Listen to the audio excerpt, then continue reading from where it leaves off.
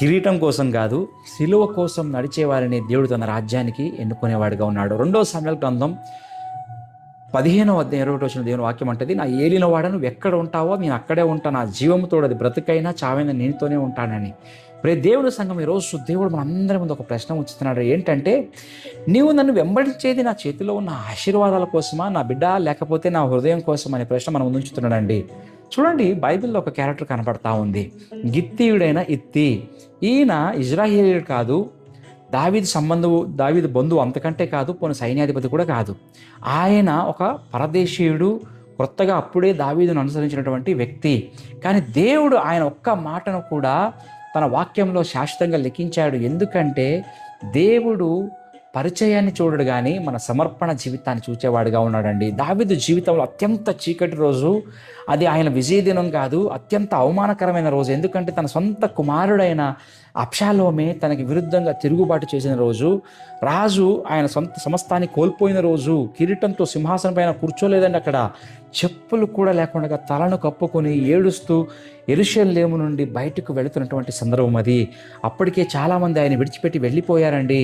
చూడండి, అటువంటి సమయంలో దావీదు అంటాడు ఇత్తీతో, బిడ్డ, నువ్వు ఎందుకు నాతో వస్తున్నావు? ఈరోజు నా దగ్గర ఏమీ లేదు, నా రాజ్యం లేదు, నా వెంట రావద్దు, నువ్వు భవిష్యత్తు ఎలా ఉండబోతుందో కూడా నేను చెప్పలేదు, దయచేసి వెనక్కి వెళ్ళిపో అంటున్నాడు. ఇది ఒక అగ్ని పరీక్ష అండి. కానీ ఇత్తి ఇచ్చిన సమాధానం ఆయన జీవితాన్ని అక్కడ మార్చేసింది. ఆయన ఇలా అంటున్నాడు, రాజు ఎక్కడున్నా, మరణమైన జీవమైనా నేను అక్కడే ఉంటాను. ఎంత గొప్ప మాట అండి. అతని కిరీటాన్ని అనుసరించలేదు, అక్కడ రాజును అనుసరిస్తూ ఉన్నాడు. ఆయన సింహాసనాన్ని ప్రేమించలేదండి, ఆయన సంబంధాన్ని ప్రేమిస్తూ ఉన్నాడు. ఇదే కదా నిజమైన శిష్యరకం. నిజంగా దేవుడు కూడా ఈరోజు ఇలాంటి శిష్యత్వాన్ని ఆయన ఎదురు చూస్తూ ఉన్నాడండి. చాలామంది యేసుప్రభువును అనుసరించేవారుగా ఉన్నారు. ఎప్పుడండి? ఆరోగ్యం ఉన్నంత వరకు, ఉద్యోగం ఉన్నంత వరకు, ఆశీర్వాదాలు ఉన్నంత వరకు.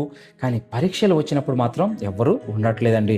ప్రార్థనకు జవాబు ఆలస్యమైనా, ఆయన మౌనంగా ఉన్నా చాలామంది ఈరోజు ఎక్కడ ఉన్నారంటే వెనక్కి వెళ్ళిపోయేవారుగా ఉంటారు.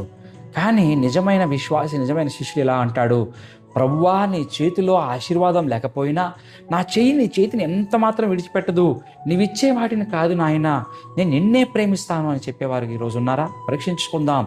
ఈరోజు నీవు దావీదులా నిజంగా ఒకవేళ ఓటమిలో ఉన్నావా, అవమానంలో ఉన్నావా, అందరూ నిన్ను విడిచిపెట్టి వెళ్ళిపోతున్నారా? గుర్తుంచుకో, కష్టకాలంలో దేవునితో నడిచేవారే మహిమలో దేవునితో నిలబడతారు.